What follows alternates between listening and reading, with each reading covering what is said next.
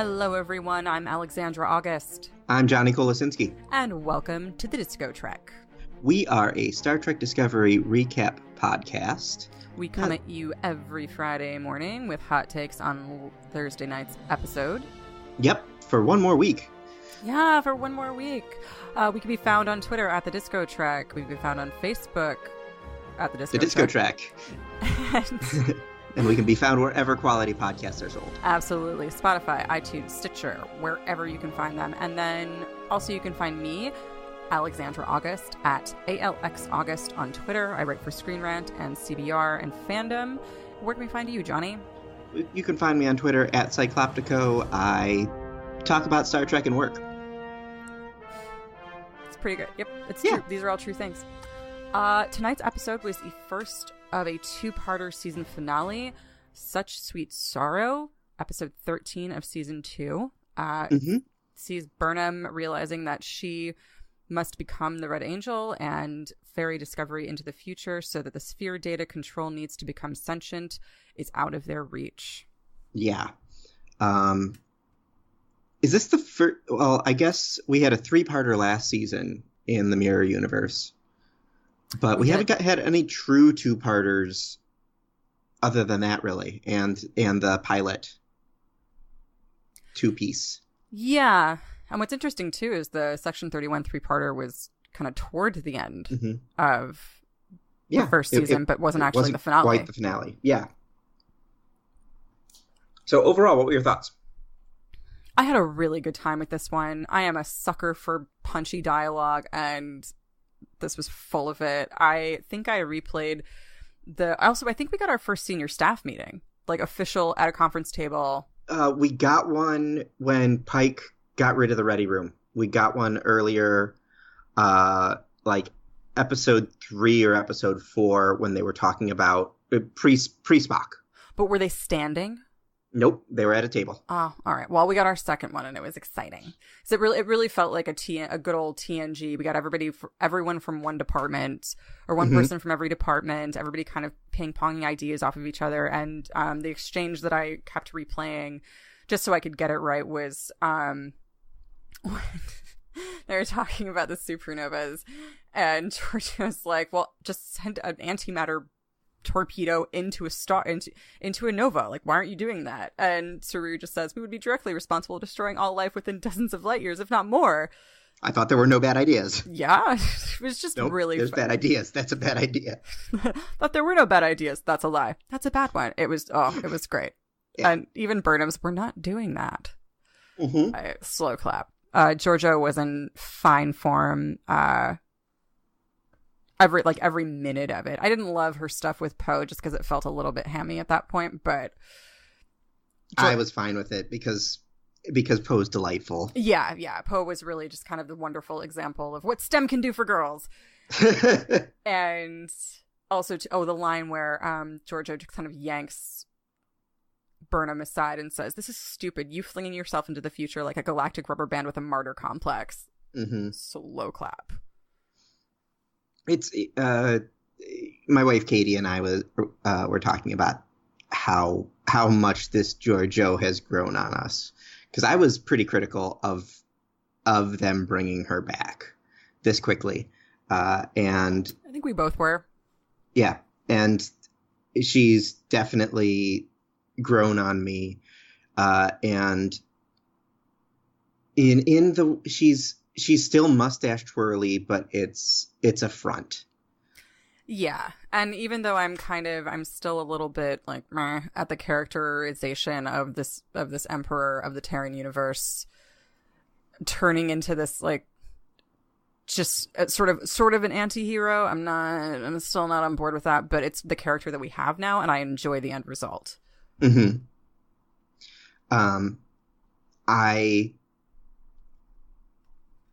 If Burnham doesn't die, I will feel like we got a lot of treacliness for no payoff.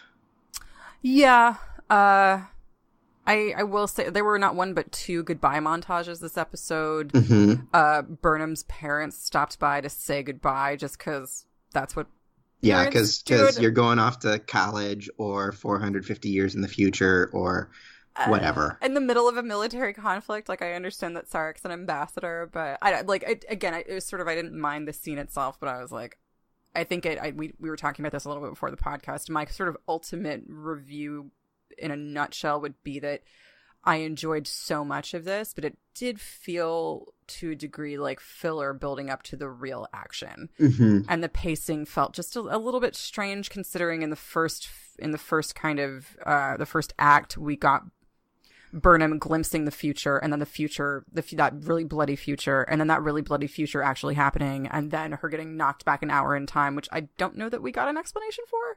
It was because she touched the time crystal. It was just like, in my opinion at least, it was just like what we got with Mud. Okay. Where she died, and so she popped back. Okay. Yeah, that's a little bit above my head, but I trust it. Again, it was highly entertaining. It reminded me a lot of Galaxy Quest. The climax of Galaxy Quest, where they have that weapon that can take them 6 seconds back into the past, and everybody's like, "What good is that for?" And then at the very end of the movie, they need to go 6 seconds back into the past to save everyone. So, yeah, I felt like this episode. So, what's interesting about this episode to me is the fact that it was supposed to be the finale. That I could have dug, actually. It was supposed to be the finale, and they added one more episode.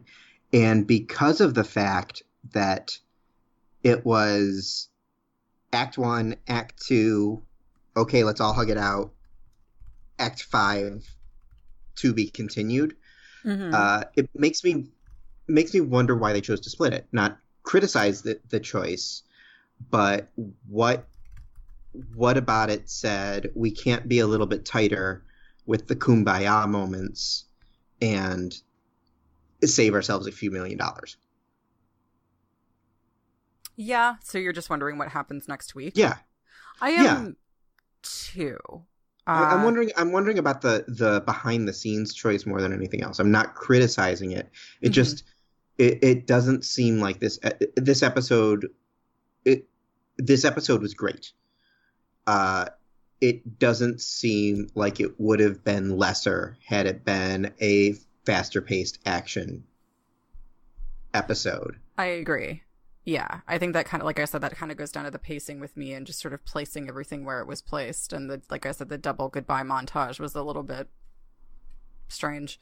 Again, but they were both good. Yeah, they were both good. It did the first one where everybody's leaving Discovery and sort of saying goodbye to their quarters and stuff. I thought was really heartwarming and reminded me and made me giggle about the sheer amount of times Catherine Janeway set the auto-destruct sequence on Voyager, and like the several times the ship actually destroyed itself. Yeah. That tickled me. I guess I'm still trying to work out, and because this has been a theory that's been running around, that Discovery that it's going to connect back to the Calypso short trek, and Discovery will be 950 years in the future, having set adrift by itself. And I guess I'm a little it feels like that's where they're going, but I guess I'm a little confused as to how that's going to work out. Because there's a season 3 of Discovery? Well, yeah, exactly. And it appears that the ship goes into the future. It doesn't sit chilling out for 1,000 years. Well, it goes into the future, and then we don't know what happens. Right. So it could sit chilling out for 1,000 years, and then Michael fixes that with time crystal magic. That's my theory. I kind of like the idea of Discovery breaking away from this time period and just becoming a future ship with the crew that goes with Michael Burnham on her journey, and they stay in the future. Or maybe next season is them trying to get back to the time, back to the 2250s. I think if Spock did that, we'd know. Maybe Spock puts on the suit and goes home. Yeah. Well, or Spock has to leave Discovery before it goes through the wormhole for some reason. Yeah, that's kind of what I'm feeling. I don't know how that would work itself out, but that would make sense to me, and it would be a really beautiful bookend to Burnham's story with Spock this season to have them part ways and not continue on together, which would make sense with canon and would make sense, not that I'm like overly concerned about that at this point, but makes sense with canon. It would just make for a nicer anthology and close to this particular part of the anthology if it's still continuing to be an anthology series. Also, something interesting, I've been tooling this around in my head since Anson Mount has risen to like everyone's favorite godlike status in the Star Trek fandom, including myself. I've been wondering how they're going to deal with the fact that, especially considering the franchise at this point is like anything that's popular gets a series. I was wondering how they're going to deal with the fact that fans adore Captain Pike and he's ostensibly supposed to leave and not come back. So I'm wondering if this sets up, if Spock somehow does not go with Discovery and gets back on Enterprise, if that very expensive, beautiful, shiny, very pretty Enterprise set, I love that set, is an indication that we're going to get a Pike and Spock spinoff series, which would be dope. Something I didn't know until Doug Jones was on it. Anson Mount and Ethan Peck have a podcast. I think it's just Anson Mount's podcast and Ethan Peck has guested on it. Oh, yep. You're right. Okay, yeah, I think so. I think one of our listeners, maybe Karen Chu, pointed that out, shared that link, and I saw it on his thing that she highly recommended it. I still need to listen to it. Yeah, I haven't yet, but it is definitely on the list. I thought it was him and Ethan Peck just because of the one episode that I saw. So mistaken. But yeah, we all need to get on that podcast. How did you like Poe? You said Poe is a delight. I thought her return was particular. I liked her return way more than I liked that short trek. That was unexpected. I thought that the purpose of that short trek was it's a Tilly development episode. It's not it's about character. It's not about plot. Yeah, and I think I kind of thought the same thing. I wrote an article about how the short treks were predicting the season like a few weeks ago for Screen Rant. And I pointed to the Tilly one in particular because I said her relationship with Poe foreshadowed her relationship with May. Having this, invisible friend she couldn't see that was being kind of troublesome that she eventually had to help. And this friend was like a leader of a people and needed her assistance kind of thing. And she had to work it out by herself. So that paralleled her short trek to me beautifully. So when Poe showed up in the teaser for this week's episode last week, I was surprised and not necessarily pleasantly so. Cause like I said, I didn't love that short trek, but this was lovely. This was so cute. Yeah. And Pike basically as Riker in that scenario was just phenomenal. I agree. Can you expand on that? Oh, he had the Riker smirk, if that makes sense. Yeah. The I'm not quite in on this joke, but I'm enjoying this. But I am enjoying the fact that I'm here for it. He's intrigued. Yeah. Yadira Guevara Prip was the actress who played Poe, and clap, clap, clap. She was wonderful. Mm-hmm. This episode, by the way, was written by the woman Jenny Lumet. It was written by Kurtzman, Michelle Paradise, who we've spoken about before, and Jenny Lumet, who wrote Runaway and is also credited with next week's episode. Good, I like that. I always get a little nervous when two-parters are written by different people. Mm-hmm. I think we've spoken a little bit about Michelle Paradise's first episode, which was just coming off the showrunner handoff, and it seemed a little off, and I didn't feel that. I felt like the writing on this was just so on point. Agreed. Especially the dialogue again. Mm-hmm. We'll harp on. I I liked the Hugh Stamets scene for the first time in a couple of weeks, if only because it felt like there was a finality to that conversation. And I loved that. Yes. I want these two to be together, but I want it to be a little more hard won than it looked like they were going to go. Yeah. I agree. I liked it. I hope that they do give it the air if they come back together. Yeah. Or even like have Stamets off in the future and maybe Culber bounces over to the Enterprise and they do that spinoff. Yeah. Well, and then he works with a younger Bones McCoy. Okay. Not young. All right. Yeah, an of-age Bones McCoy. Yeah. An early to middle-aged Bones McCoy. Yeah. Let's just still get Carl Urban. Yeah, please. Oh my gosh, please. I interviewed him at New York Comic Con about The Boys, the new Amazon series. It's Garth Ennis comic, I believe. And I didn't know much about The Boys, and I researched a ton, and I'm pretty good performing under cramming. And he, after the interview, he was like, "You really know your stuff," and I like melted. I died. Like, it's my ghost that you're talking to. This is not a Carl Urban podcast. It is not a Carl Urban podcast. Between Bones and Dread, he took on characters that I had a lot of squeamishness about and just rolled with them, and it was wonderful.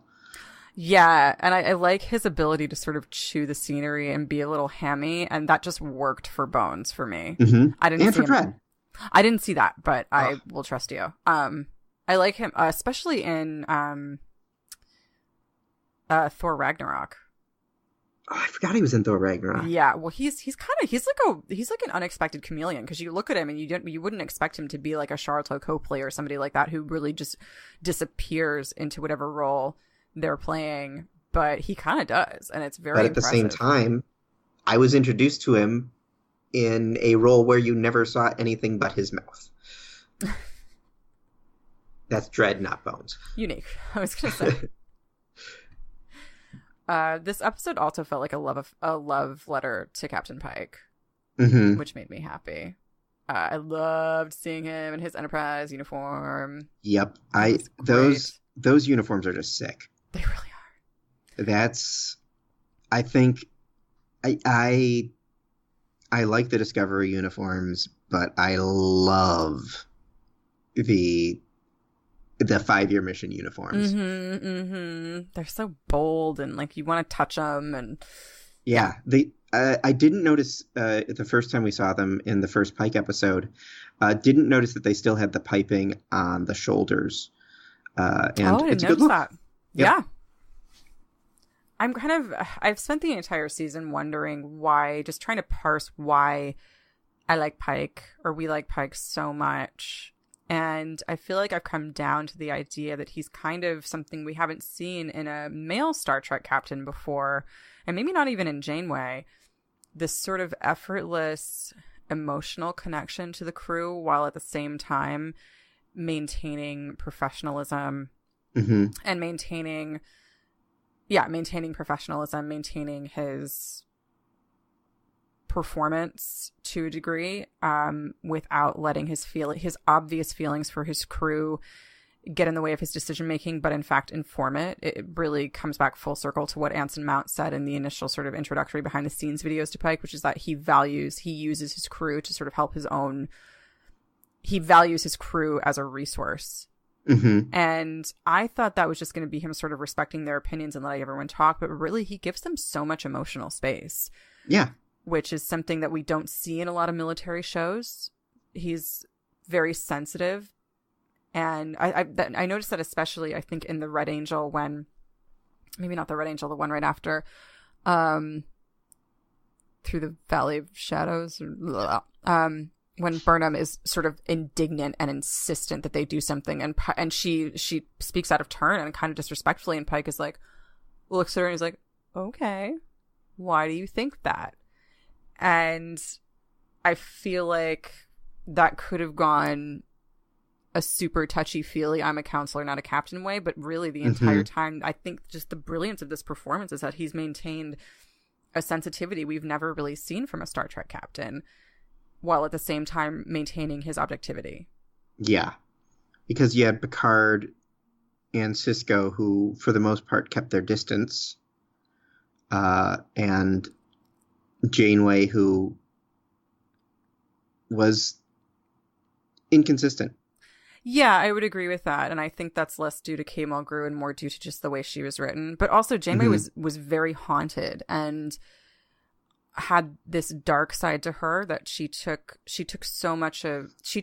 responsibility for stranding the crew out there, but you could tell she felt so guilty about it, and she was so scared that they wouldn't get back, and that she would wind up that every life really cost her. So there was I think what I like about Janeway is that we kind of saw her wrestle with her desire to have a relationship with the crew, and yet that conflict, that internal conflict of how she kind of couldn't, and yet it was sort of impossible not to because they're stuck on the ship. Like that was, but I agree with you. I don't know that was manifested so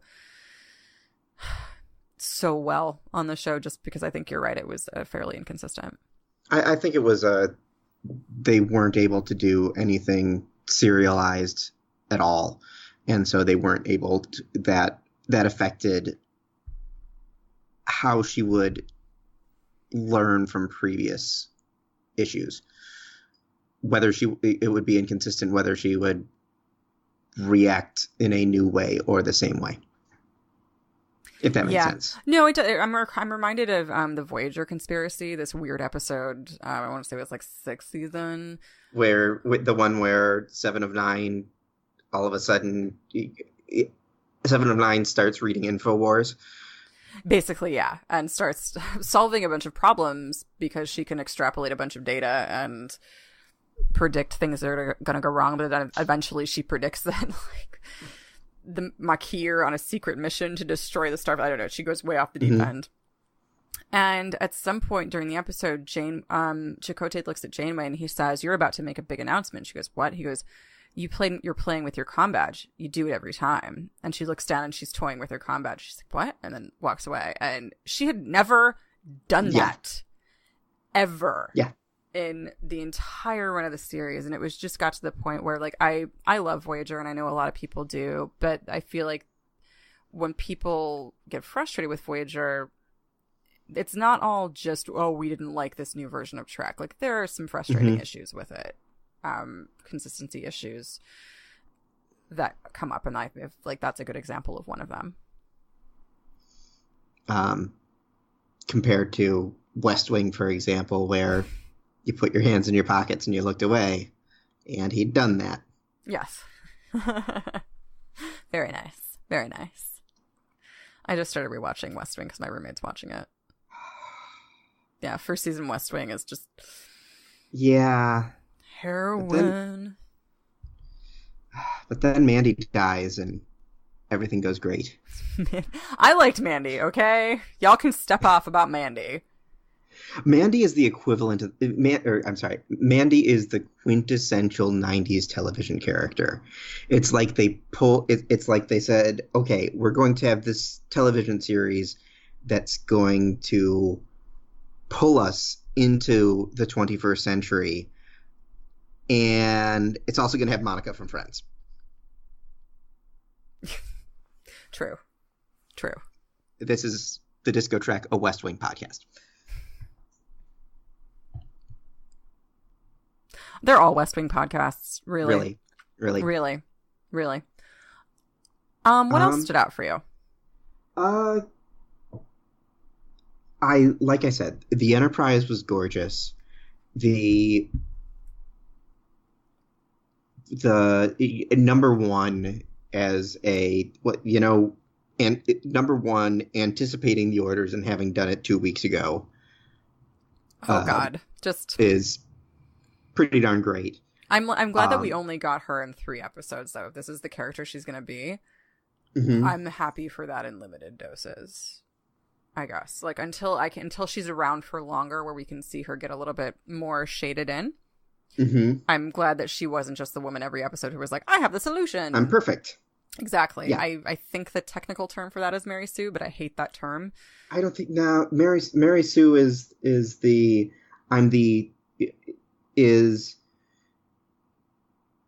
I thought it was a character who knows how to do everything. It's the character who stands in for who knows how to do everything and doesn't have the reason to. It's okay. This is Johnny Mansplains Wikipedia. It's the character who has all of these skills, but is supposed to be a stand-in for the reader or the author. But also happens to have superpowers. Okay, thank you for educating me. Yep, that's what I'm obnoxious for. I was also real here for Giorgio clearly having a crush on number one. I did not see that. Oh, I tweeted about it. I was like, wait a minute. When she starts talking about when number one starts rattling off all the stuff that she's done, she's like, oh yeah, we've done this, we've done this, we've done this. They cut to Giorgio, and Giorgio is just smiling ear to ear, like she just can't believe what she's found. It's like when she just says, I commandeered the new experimental tactical flyers, Giorgio just smiles like, what? Hello, where have you been? What were your thoughts on Reno? Oh, perfection. Okay. Moss perfection. I think she's getting a little bit one note to continue much longer. Mm-hmm. I'm gonna need a Reno episode or for Tig Notaro, whom I adore, to just show a little bit more range. Mm-hmm. If she's gonna be a member of the senior staff or stick around longer, which I don't know that she'll do. Tig Notaro has a pretty thriving comedy career and is not and at all based the show of her own. Exactly. What is that show called again? I can't recall. It's on Amazon. I feel terrible. Yeah. I have not seen it. I keep meaning to, and it just hasn't happened. Tig Notaro series, One Mississippi. I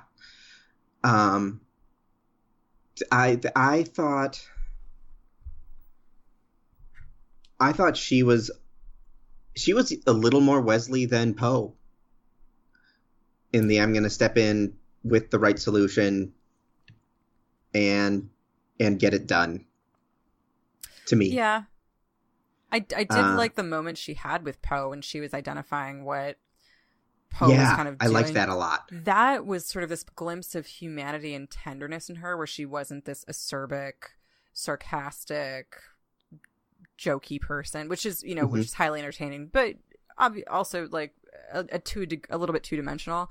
That was a moment where I just saw sort of the wonder in her eyes and that excitement about engineering, whereas before she'd sort of been like this sort of Bones-ish engineer, which again, so entertaining, so enjoyed. But if she's going to have a more prominent role, I need a little bit more dimension to her, and I felt like that was a great moment of it. Yeah, I didn't love her final Stamets moment. I thought the I still dislike you. Same here. Yeah. It was one of the few moments of the episode that really felt scripted to me. Agreed. I felt that way about Detmer's goodbye. The 28 times I tried to quit one. Yeah, like I think the person she was talking to is Tansy. I think it's just hard with something like that where we don't know Detmer that well. We do kind of, but we don't know any of her close friends. We didn't really see her go through this injury. We just saw it. We just saw the aftermath of it. So, but again, I think that's just sort of a perennial. That's just going to be kind of a perennial issue with Discovery as it grows, is that we just get to know these people more incrementally. And I'm just kind of coming around to that being an issue of having such a large ensemble cast all in one place. And only 13 hours. But and there's a distinction, because I'm just sort of called back to Damien's comment from a few weeks ago, where Game of Thrones has a massive ensemble cast and they don't have this problem. And I feel like because Game of Thrones has a really scattered narrative, whereas this narrative is focused on a few people in a slightly larger group of people, and kind of stays in the same place, and it's so centered on Burnham that even though we probably would have had time for a Lower Decks type episode or to give a little more room to Detmer or Woshikun, the choice that this series has made is to make Burnham the center of this universe by and large. Mm-hmm. And with the exception of Stamets and Pike and, you know, a couple more people in her orbit, but there just isn't a lot of room left. So that might be a nitpick, but I felt like Ash Tyler got extraneous again though this week. Yeah. Looked great. It showed up to leave. Yeah, that was the part of the cliffhanger that bugged me, where he was like, "Do you trust me? I gotta go do something." Really, dude? Yeah. Really? That makes no military sense. Just tell Captain Pike what you're doing. Kind of. I don't know. I should probably wait to see how that pans out before levying criticism. I just didn't. What did you think of Giorgio and Pike on the transporter? Oh God, always and forever. Ship the them now. The what mirror universe? Yeah, I kind of thought everyone knew at that point. Like, this is Philippa Georgiou just suggested like making a star go supernova and killing a bunch of people within dozens of light years, and nobody they were like, "Don't do that," and nobody was like, "Wait a minute." Like, I thought the jig was up a long time ago. I just thought I'd missed it. Yeah, and I think that's what the scene was saying, was that the jig was up a long time ago, and we're not discussing it because you can reinvent yourself here. Yeah. That's really... Oh, Pike's so kind! Because it's a universe of opportunities. And it's a universe of redemption.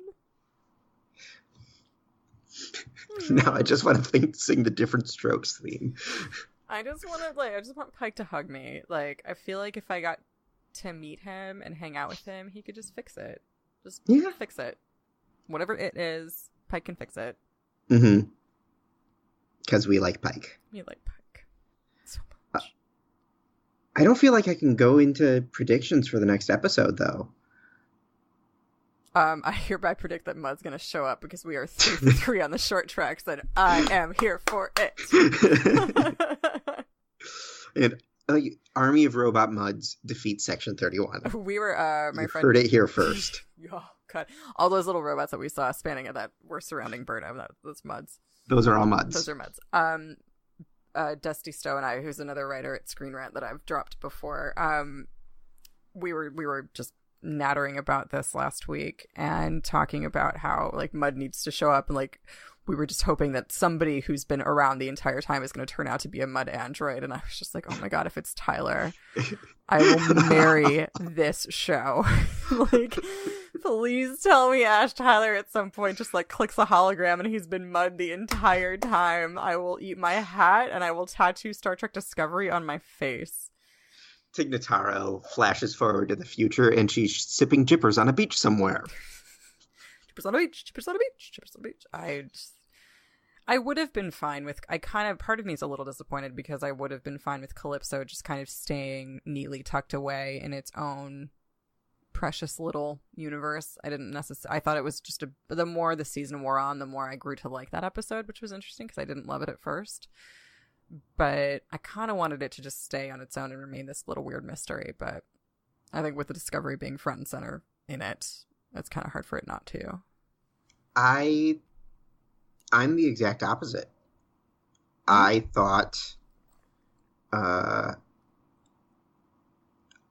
thought that every episode was going to be that self-contained thing, and was disappointed in that because I didn't feel like they were all equal.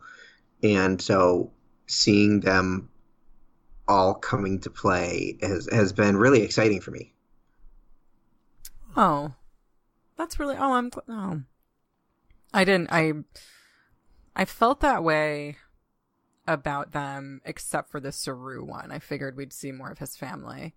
Mm-hmm. And early on in the season, I was like, oh, they're kind of telegraphing this season. That's cool. But I'm envious that you got to feel that way and just to have that unfold for you. Yeah, I liked it. Yeah. Although there has been nothing of Pike. There has been absolutely nothing of the Mud episode that's shown up that I can remember. Nothing at all, which makes me so excited for next week. So yeah, they're So all excited. androids. I just want Mud to be Mud to be chilling in the future, somewhere when Discovery shows up. He's gotten there and he's stranded, and he is their only hope to get back. Yeah. You heard it here first. There's just one Mud droid that's just been like Marvin from Hitchhiker's Guide to the Galaxy. The closest thing the closest thing to sentient life that is not controlled that's available, and that's how Burnham gets back. Oh my god, Johnny, that could literally happen. That could literally happen. I think that's way more likely than actual Mud showing up. More importantly, if I ever get a second dog, I've got one named Tad Cooper after the dragon from Gallivant, and my next one is going to be Harcourt Fenton Pug. Oh! After your misspeaking. Oh, I'll tell Katie she's welcome. Yeah. I don't feel like I've got a lot more to say about this. I am feeling the same way. Like, I kind of felt that way 10 minutes ago, and I was like, I feel bad. Less to criticize? I will say I feel like we got I listened to our episode last week, and as much as we like this show, because we really do, I listened to last week's and I was like, it sounds like we don't. It really does. So I want to apologize for all the Star Trek Discovery writers and producers and actors that are listening. We really like the show. And never hiring us. We are just sometimes we like this snark. Yeah, we like snark, and he said door for the door. It was funny, and we couldn't help ourselves. I don't have a problem with that. I'll yell phone when I want somebody to answer the phone, and it's 1998 and we don't all have our cell phones. Yeah, but the phone doesn't answer itself. Yet. The phone doesn't then open. Yet. Alexa, phone. They're all listening. Yeah, I think that when we're critical, it's because we like it enough to nitpick, as opposed to just talk shit. Yeah, I feel like we wouldn't be doing a podcast about it if we didn't love it. Exactly. And at the end of the day, I'm still stupid excited to see Star Trek every week. And I guess I think my real frustration comes with the fact that, you know, at the end of the day, I think we've both said this before, this is prestige Star Trek, and it's standing up. This is a new era of television, and it has to stand up to essentially Game of Thrones. Like, this is what the bar, that's where the bar is set now for Game of Thrones, The Expanse, Battlestar Galactica. That's where the bar is set for fantasy sci-fi. And I do love Star Trek Discovery, but I think we can both agree that it's not there yet. No. And I really so desperately want it to be there because it has so many elements of what made those shows great, like this incomparable acting, just fucking award-worthy acting, especially from Sonequa and Anson Mount. And Doug Jones and Ethan Peck and Ethan Peck, who for me came out of nowhere as being an amazing Spock. Oh yeah, and I think because he doesn't really evoke Leonard Nimoy for me. No, I'm fine with that. He evokes Spock. Yes, and I think Leonard Nimoy would really like him. Mm-hmm. And Leonard Nimoy's Captain Pike. Mary Wiseman, obviously. Oh God, yeah. I mean, it's true. Everyone, mm-hmm. Everyone is good. It just kind of, I feel like there are just still structural issues that I see glimpses of the greatness of the show. And every episode of this series is better than the majority of season 1 or season 2 of any other modern Star Trek. I feel like that's I gotta say it's such a low bar. Well, no, I say, like, I disagree with that in the case of Voyager, because I think Voyager's first 3 seasons are its best, but that's a different podcast. It is this podcast, but different week. Different week. It's a very special episode. But, yeah. Yeah. Speaking of very special episodes, the one scene that was like a little on the nose for me was the "We're going with you, Michael. Let's all meet up in the hallway." Right, yeah, like, come on. I really thought Anthony Rapp and Wilson Cruz were going to break out into Seasons of Love. Which I would see. I feel like if you're going to do it in the hallway, like, then you just got to go for the gold and go full musical. That's the final frontier, folks. Mm-hmm. All right, so full musical season 3, calling it now. Yes, crossovers please. With My Crazy Ex-Girlfriend, written by Joss Whedon. Oh my God, if Rachel Bloom shows up on Star Trek Discovery, I won't lose my mind. All right, that's our predictions. Let's make some real ones, actually, because I think we've got some cogent thoughts before we cut out. I'm going to lay it down and say I think season 3 is going to be a Discovery in the future, or a Discovery lost somewhere trying to get home. I do not. I think it's going to be. I think there's a non-zero chance we lose Burnham. Maybe lose Burnham to the future and try to get her home. I'd be interested in a split story between Burnham somewhere and then Discovery elsewhere. Mm-hmm. I'd be into that. I'm still also into Discovery futzing with the timeline, and there be something really crazy, and it reverts to the timeline, to the canon that we were all familiar with before Discovery, when there was no Discovery and there was no Klingon War, because Burnham's future has been changed. But I'd be interested in that happening only if there's some sort of temporal wake situation happens where Discovery remembers their timeline, but not the new one, if that makes sense. First contact scenario. Yeah, or, exactly. Yeah. Like the future, like sort of their present changes while they're gone to the one that we as fans would recognize, but that Discovery is a part of, but not. Like that would be interesting. Yeah. That could be interesting.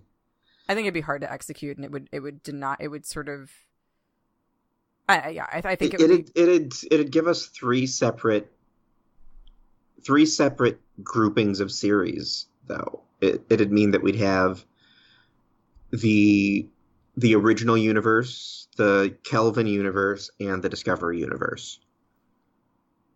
And I don't know. I'd say that Discovery would be back in the original universe, but only for a season. Like the Discovery universe that we're seeing would not be the. Oh yeah. One or the other would have hit the cosmic reset button. Yeah, well, I guess I would say the Discovery universe would be like a very limited sort of blip. What if we just find out that we're all in Tilly's snow globe? Oh my God. Bravo. There we go. Bravo. Season 7, episode 13. Zoom out on Tilly's snow globe. St. Elsewhere theme plays. Riker, we see Jonathan Frakes looking down at it and says, flanked by Bob Newhart. And program. Oh, it's good. Oh, you motherfucker, that should have been mine.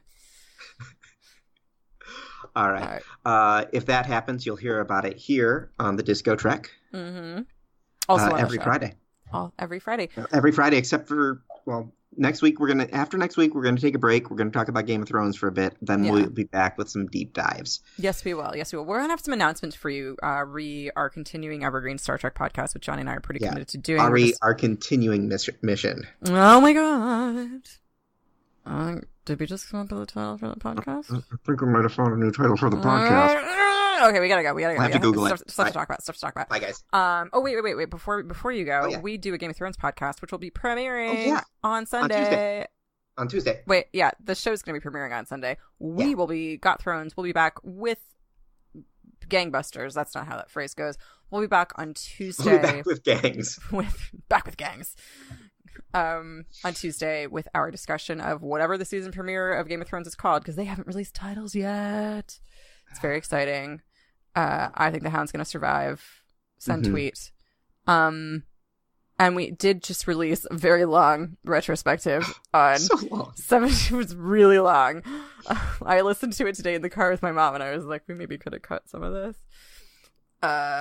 Anyway. But it's good. We did a retrospective on the 7 season premieres of Game of Thrones, and somehow managed to get it under, just slightly over 2 hours, which I think is impressive.